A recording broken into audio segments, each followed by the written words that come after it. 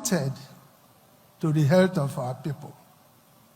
But having come now to Abuja and listened to Professor Mohammed Pate and his team, we are now more committed. So the traditional rulers of Nigeria will now go home and work harder than before.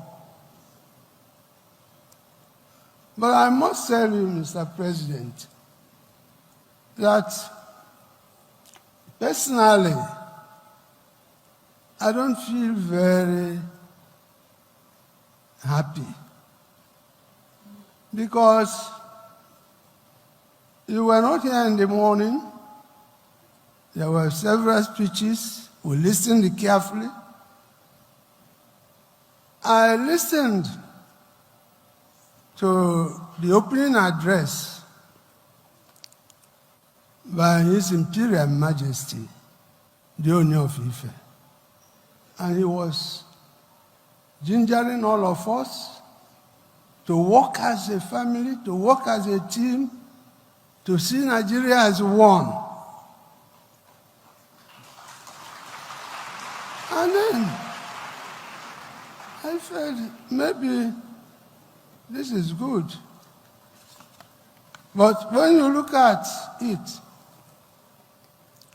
this same Imperial Majesty is arranging to confer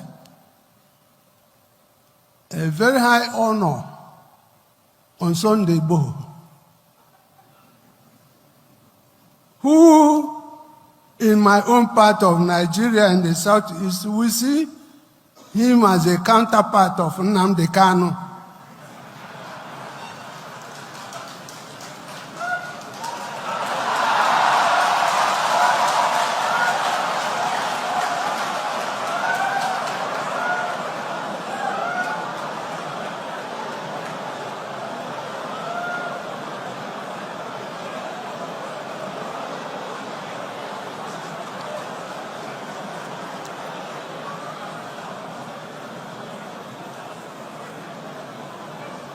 And my brother, fellow royal father, the Imperial Majesty, does not seem to understand the pain in my heart when Nnamdikanu is in Sokoto. So, sir, the ball stops on your court.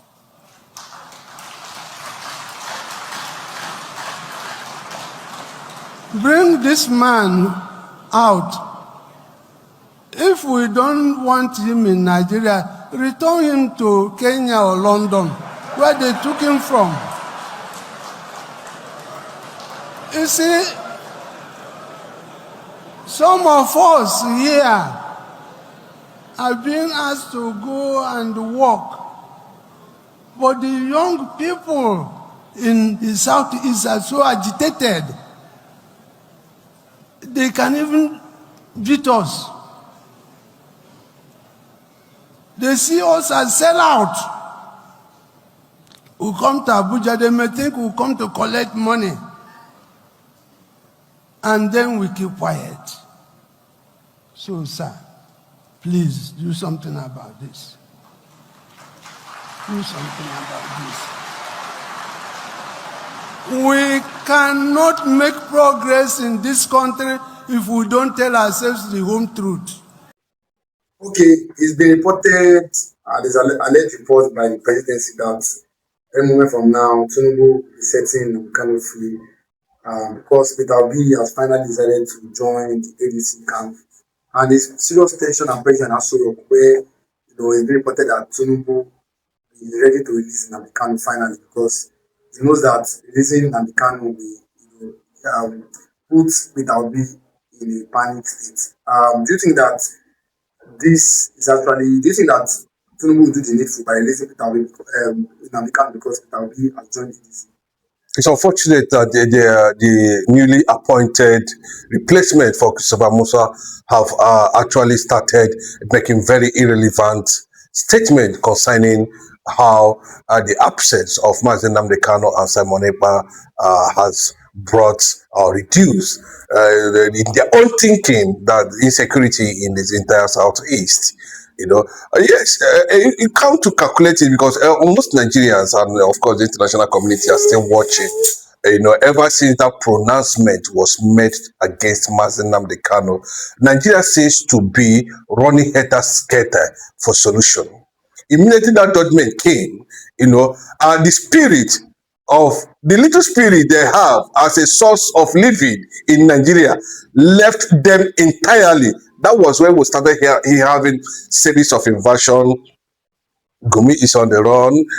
The Sultan of Sokoto have disappeared, has left his palace, is on the run because of a superior power has actually got involved into the years of calamity of this country. Whether Bola Ahmed Tinubu like it or not, the Northerners are saying they are not the one that actually imprisoned Mazi Nnamdi Kanu, and it is the Yorubas that actually carried out, and to so many Igbo youth out there. I'm not talking of the political class from the southeastern part of the country. I'm not talking about, them.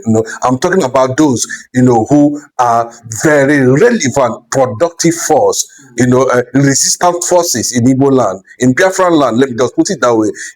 Are asking questions. How come that the Fulanis, that was dreaded or feared, was not able to carry out that kind of judgment against the most prominent and most popular Igbo son, Biafran son in the world today. But the judgment could not hold water. But what I was saying is that, damage control is on the side of the federal government, because it seems that everything seems to be backfiring now, and it's very clear. I don't know how Bola Ahmed Tinubu is going to step into the Biafran land and seek vote, where the only person that is being seen all over the world as the order, law and order. Mazi Nnamdi Kanu has also, I'll always say it, Mazi Nnamdi Kanu is law and order. No politician, no Abuja base, no Fulani induced, no Fulani infiltration can command the kind of influence Mazi Nnamdi commands, both within and outside the, Biafran land.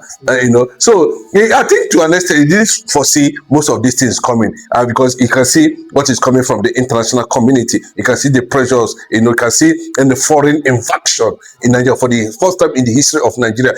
So Bola Ahmed Tinubu, like always said, has brought a lot of calamity to the corporate existence of this country, and based on what they have already tailored, they thought that they would have appeased the North by sentencing Mazi Nnamdi Kanu, and we have their names, and I can tell you from number 1 name to number 10, that conspired, that were involved in that process, we are all Yorubas, signaling that the Dutch nation you are talking about, unfortunately, that phrase has not been able to be proven with the reality on ground. The entire political class, the entire grassroots base, both in South and Southeast, you can see the unification that is going on, that we needed to erase the entire demarcation, infiltration by the Fulani and the Yoruba Fulani DIA, who has constituted themselves as authorities in this country, to make sure that they continue to align with the British conquest of divide and rule, and creating Niger Delta, South, which is nothing, but the unification is ongoing.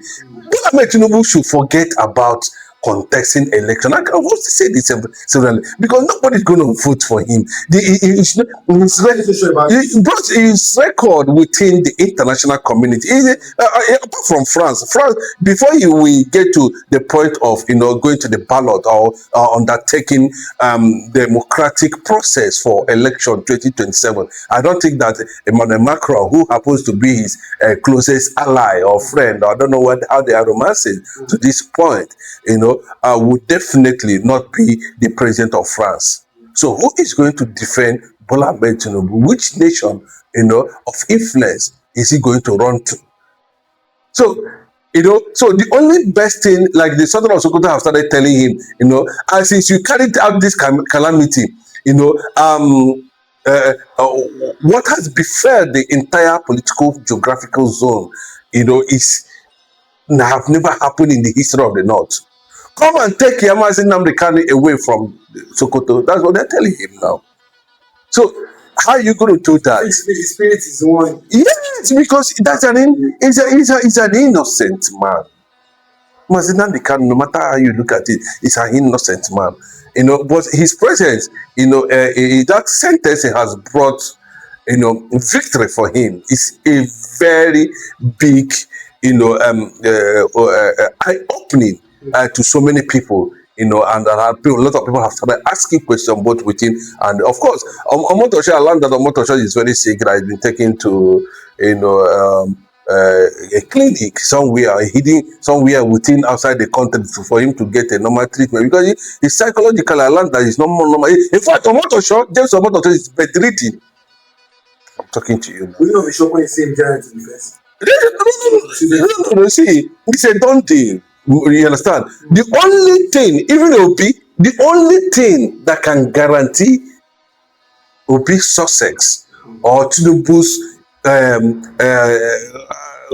political relevance somehow is for him to adopt Obi, hand over the APC structures to Obi, and let Obi continue from 2026. But as it stands now, the North are not going to vote for him. He might try to scratch some level of vote from the middle belt.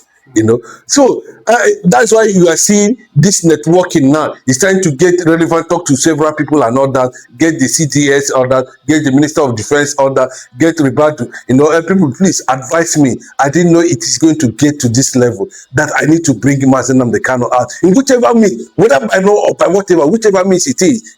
Please let us get this man out because they didn't see it coming. Obi has defected from Labour Party to ADC, and you can see the level of defection that came with that, movement, and you can see, let's say a difference of 3 million votes. Obi had 6. Atiku has 7 or 8, and then about he had 9. So if you calculate it now, you know that the man is gone. And the situation wasn't actually like this. Nnamdikanu is a determinant factor. There's no two way. You don't need to tell. It's a by commission, whatever is a determinant factor. But you don't think if Tinubu releases Nnamdikanu before the election, this will sway vote to the side come 2027? Yes, I see. Because the Southeastern, they'll be happy as regards Tinubu finally releasing Nnamdikanu. Do you not think it's playing a political game? Nnamdikanu does not look like someone who is afraid, and his followers look at him before they ever take a decision. It depends on the body language of Nnamdikanu, whether he's going to actually get a sympathy vote, from the Biafra land. That is it. If Nnamdi comes out and says, okay, yes, if they survive what is coming to Nigeria, and there is still Nigeria between 2026 and 2027. The re-election processes, whether he likes, let him give all the institutional of rigging in Nigeria, the INEC and the judiciary, 100 billions of naira. Nnamdikanu will be the only one that will determine the direction and the directive of which the process of re-electing the present president of Nigeria, Bola Ahmed Tinubu, back to power. Outside that, nothing. And I can tell you that he's already on his way to Bodlam or Osun, wherever he comes from. But you're saying this, but you don't think like of what is Okanu? They said nothing like Biafra. That Biafra doesn't exist. Like Omar, 2027. Yes. Omar, he said that. Omar, he said how psychophancy at the highest level, mockery at the highest level. These are people who run Fulani DNA. That their paternity should be questioned within the entire Biafran land. And I'm telling you, the Confront. I'm telling you, their paternity. You can see how they crawl to power. Who we are there? What we are there saying? At least we know the history of the Umayyads in Ebonyi State. We know the history of, the so-called number 4 or whatever he claimed himself. The unfortunate Benjamin Carlo. We know this on Carlo. We know how he cried when they not want to squeeze him to the gutters. But today, You know, it's because they have fully realized and aligned with the agents of anti-Igbo. Then they are coming to tell us. I just have one question for David Umar here and not Sokalo very clearly. In this present administration, we have the Southeast as a region with only one minister. How many ministers did Bola Ahmed Tinubu appoint from just one state in the entire Southwest region? From Ogun State alone, it's more than 5 ministers. Then the entire Eastern Bloc have only one minister. And so when you look at somebody like David Umahi and making those things, that the Biafra that we are looking for has already been given us by So service interest. Ross, you can look at the context very well. They are extremely jealous of what Nnamdikanu has taken from them. Nnamdikanu have taken pride from them. Nnamdikanu have taken virtually, anything that a politician is seen to possess. Nnamdikanu has stripped them completely from there.